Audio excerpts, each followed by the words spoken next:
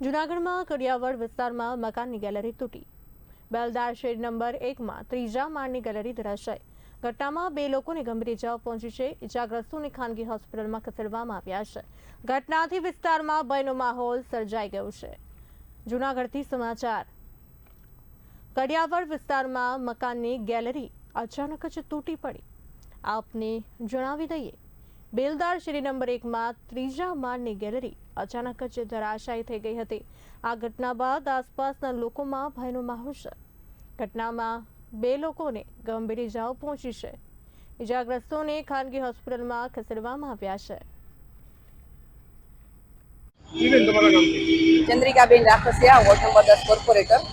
આજે કડિયાવાડ બેલદાર શેરીમાં લક્ષ્મી એપાર્ટમેન્ટમાંથી જે પડદી પડી આપણે એકતાબેનની માથે, અને તેને માથાના ભાગમાં ઈજા થઈ છે અને હાથમાં ફ્રેક્ચર થયેલું છે।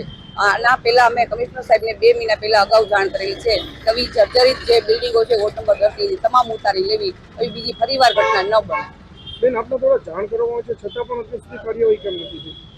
કે અમે તપાસ કરશું, સાહેબને પૂછશું કે શું કામ કરવામાં નથી આવી। બનાવ બને છે વારંવાર। હા, અગાઉ પણ કડિયાવડમાં વ્યક્તિઓના મોત થયા હતા, સાચી વાત છે। તો આને લઈને શું થયું છે?